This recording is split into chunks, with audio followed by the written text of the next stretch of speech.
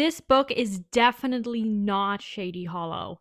In fact, I would argue that this book is not a cozy mystery. There is some content in this that would not work for a cozy. So I want you guys to go into this book with the right expectations. Because if you go into it thinking it's a cozy, boy, are you going to be in for a surprise. Hello, everybody. Welcome back to my channel, Eclectic Reads. If you're anything like me, the book Three Bags Full by Leonie Swan has the appearance of a cozy mystery, and it really does remind you of the Shady Hollow series by Juno Black, a series that features woodland characters as the characters of the novel. It's a murder mystery, but with really cute animals. And that's how this book, Three Bags Full, is packaged. But before we talk about the book and what you really should expect going into it, I want to give you a little bit of a background. So, Three Bags Full was first written in German by Leonie Swan and it was translated by Anthea Bell. It was published in 2005. So, the edition that I have on screen is the 20th anniversary edition. So, clearly, this book had made enough of a buzz that it was worth reprinting, or at least printing in a new edition. And the book markets itself as a cozy mystery. It's a bunch of sheep, a flock of sheep, investigating the murder of their shepherd, George. It takes place in a little town called Glenkill in Ireland. So it felt like, okay, this is going to be a really cute, cozy mystery, very much like the Shady Hollow series. If you are interested in a cozy mystery with woodland creatures, I would recommend at least the first book, Shady Hollow, because I read it and I haven't continued the series, but I do intend to. And I would listen to those books on audio because the audio narrator does a really good job at trying to capture the voices of the various characters, the fox, the moose, the bear. I read Three Bags Full physically, so I don't know whether an audio version would add something. I would imagine it would. But this book isn't a cozy. And the first indication that this isn't going to be a cozy was when one of the characters used the F word, which in a cozy is more or less a no-no. There are expectations about this genre, and usually language that strong is not included. And that was the correct impression because this book becomes increasingly darker as the story goes on. And, of course, it's a murder mystery, but some of the topics that it deals with are pretty serious. And unfortunately, if I were to tell you, I would be spoiling the story. But if you do have triggers, I would say you should go on Storygraph and look at what people are saying are the triggers because there are some serious ones. So, yes, Three Bags Full is about a flock of sheep investigating the murder of their shepherd. He's found dead with a spade stuck into him. It's like a shovel.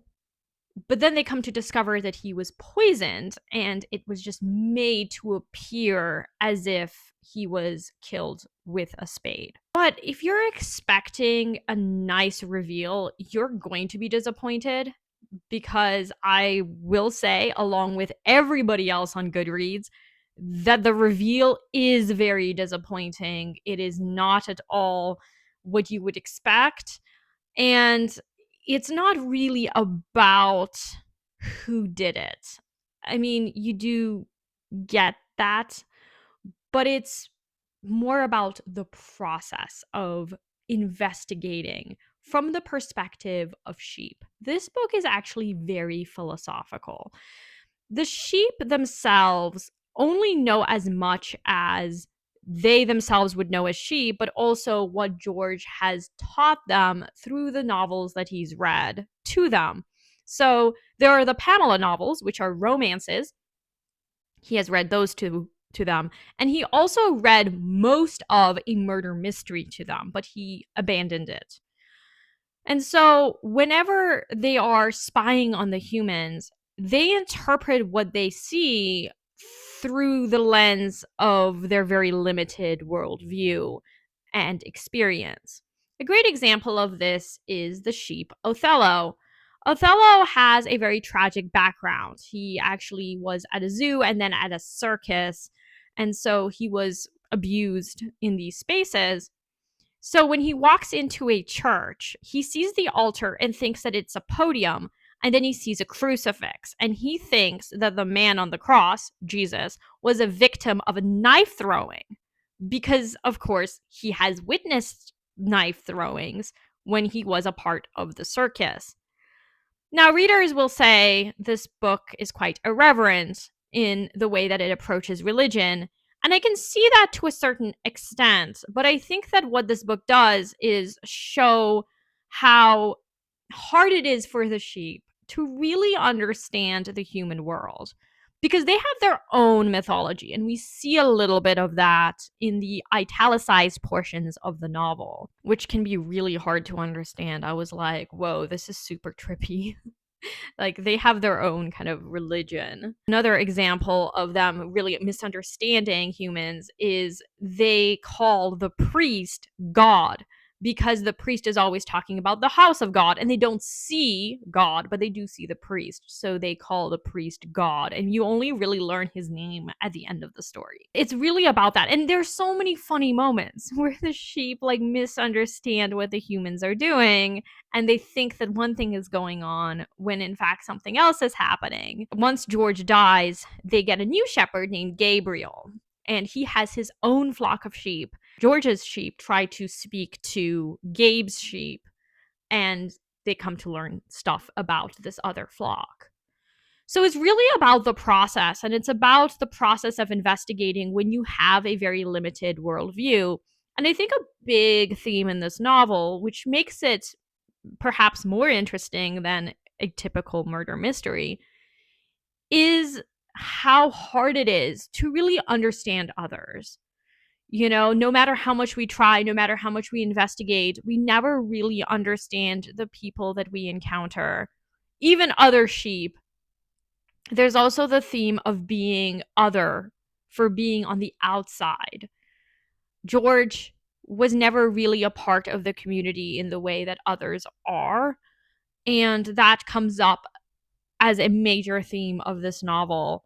And we see within the flock, there is a lamb called the winter lamb who is bullied out of the flock because he was born in winter. And I think that what we see is that the dynamics of the sheep reflect the dynamics of this community, Glenkill, which seems very peaceful on the outside, but actually is much darker. And in that sense, I think it's a lot more like a novel that I made a video about that also isn't exactly a cozy, and that is Still Life by Louise Penny, which also takes place in a really cozy looking village, but actually is quite a bit darker. But at least with this one, you do get a pretty satisfying reveal. I cannot stress enough how you really need to go into the book wanting to learn about the process of investigating more so than the reveal, because you will be disappointed by the reveal. Will I read the second book? It's called Big Bad Wool. I think so. I am really fascinated by what Leonie Swan did, and it makes me want to watch the film to see how different the film adaptation is from the book, because the book has such a philosophical bent to it. I think it's going to be kind of hard to capture that in a film adaptation. So I'm really interested in seeing what happens. But I think it's on Netflix. I don't know, but I know that there is a film adaptation out there that is somewhat different. So I would expect that.